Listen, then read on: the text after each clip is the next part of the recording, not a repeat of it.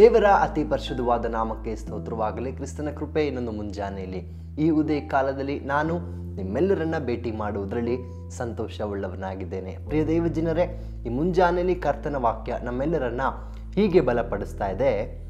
ಜ್ಞಾನೋಕ್ತಿ 3ನೇ ಅಧ್ಯಾಯದ 6ನೇ ವಚನದಲ್ಲಿ, ಆತನೇ ನಿನ್ನ ಮಾರ್ಗಗಳನ್ನು ಸರಾಗ ಮಾಡುವನು.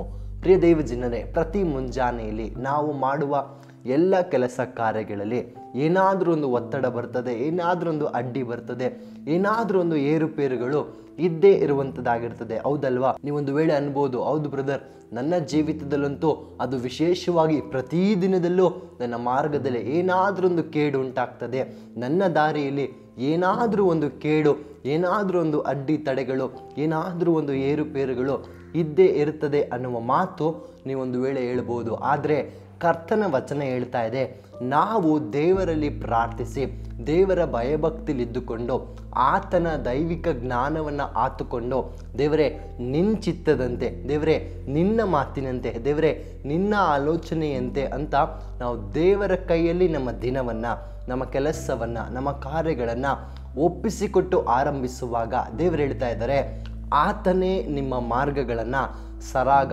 ಮಾಡುವವನು. ಎಷ್ಟು ಸುಂದರವಾದ ದೇವರು ನೋಡ್ರಿ.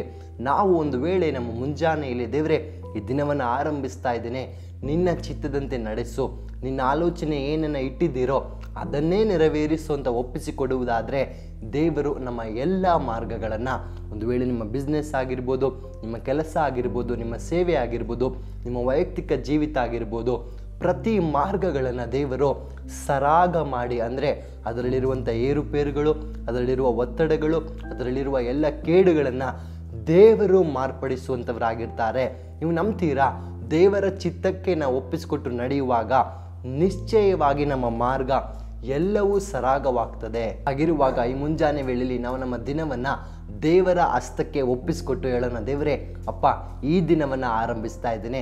ಒಂದು ವೇಳೆ ಇಷ್ಟು ದಿವಸ ಹೇಗಿತ್ತೋ ನನಗೆ ಗೊತ್ತಿಲ್ಲ, ಆದರೆ ಈ ದಿನದಲ್ಲಿ ನಿನ್ನ ಚಿತ್ತದಂತೆ, ನಿನ್ನ ಆಲೋಚನೆಯಂತೆ, ನಿನ್ನ ಚಿತ್ತದಂತೆ ನಾನು ಒಪ್ಪಿಸಿಕೊಟ್ಟು ನನ್ನ ಎಲ್ಲ ನಡವಳಿಯಲ್ಲಿ ನಾನು ನಡೀತೇನೆ. ನೀನೇ ನನ್ನನ್ನು ಆಶೀರ್ವದಿಸು, ನನ್ನ ಮಾರ್ಗವನ್ನು ಸರಾಗ ಮಾಡಿಕೊಡು ಅಂತ ಒಂದು ಬಾರಿ ಒಪ್ಪಿಸಿಕೊಟ್ಟು ನೋಡ್ರಿ, ನಿಶ್ಚಯವಾಗಿ ಈ ದಿನ ನಿಮಗೊಂದು ಆಶೀರ್ವಾದವಾಗಿರ್ತದೆ. ನಾವು ಪ್ರಾರ್ಥನೆ ಮಾಡಿಕೊಳ್ಳೋಣವೇ? ಪರಿಶುದ್ಧಾತ್ಮನೇ ಸ್ತೋತ್ರಯ್ಯ, ಈ ಹೊಸ ದಿನಕ್ಕಾಗಿ ವಂದನೆ. ಪ್ರಿಯ ಮಕ್ಕಳನ್ನು ಆಶೀರ್ವದಿಸು ಅಪ್ಪ. ಹೌದು, ಅವರು ಈ ದಿನದಲ್ಲಿ ಕರ್ತನೆಪ್ಪ ತಮ್ಮ ಎಲ್ಲ ಮಾರ್ಗಗಳಲ್ಲಿ, ತಮ್ಮ ಎಲ್ಲ ಕಾರ್ಯಗಳಲ್ಲಿ ನಿನ್ನ ಚಿತ್ತಕ್ಕೆ ಅವರು ಒಡಂಬಟ್ಟು, ನಿನ್ನ ಚಿತ್ತಕ್ಕೆ ಅವರು ಒಪ್ಪಿಸಿಕೊಟ್ಟು, ದೇವರೇ ನೀನು ಹೇಳಿದ ಹಾಗೆ ನಿನ್ನ ಚಿತ್ತದಂತೆಯೇ, ನಿನ್ನ ಆಲೋಚನೆಯಂತೆಯೇ ನನ್ನ ದಿನ, ನನ್ನ ಕಾರ್ಯಗಳು ಎಲ್ಲವೂ ನಡೆಯಲಿ ಅಂತ ಪ್ರಿಯ ಮಕ್ಕಳು ಒಪ್ಪಿಸಿಕೊಡುವಾಗ ನೀನು ವಾಗ್ದಾನ ಮಾಡಿ ಹೇಳಿದ್ರಲ್ಲಯ್ಯ, ನೀನು ಅವರ ಮಾರ್ಗಗಳನ್ನು ಸರಾಗ ಮಾಡುವವನು ಅಂತ. ನೀನೇ ಅವರ ಮಾರ್ಗಗಳನ್ನು ಪೂರ್ಣವಾಗಿ ಸರಾಗ ಮಾಡು, ಎಲ್ಲ ಅಡ್ಡಿ ತಡೆಗಳನ್ನು ನೀಗಿಸು, ಏರುಪೇರುಗಳನ್ನು ತೆಗೆದುಹಾಕು, ಒಂದು ಸಮ ಮಾರ್ಗದಲ್ಲಿ ಅವರನ್ನು ನಡೆಸು, ಅವ್ರ ಕೈ ಹೆಚ್ಚುವ ಎಲ್ಲ ಕೆಲಸಗಳನ್ನು ಸಫಲಪಡಿಸು. ಈ ದಿನ ಅವ್ರಿಗೊಂದು ಆಶೀರ್ವಾದವಾಗಿರಲಿ. ಅದೇಸು ಕ್ರಿಸ್ತ ನಾಮದಲ್ಲಿ ತಂದೆಯೇ, ಆಮೇನ್ ಆಮೇನ್. ದೇವ್ರ ತಾ ನಿಮ್ಮನ್ನು ಆಶೀರ್ವದಿಸಲಿ. Thank you.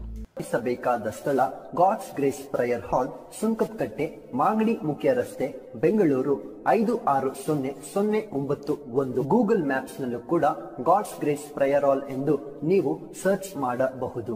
Further details and prayer support, contact Word to God Ministries, Bangalore. Phone 9008725814, 9008725815. God bless you.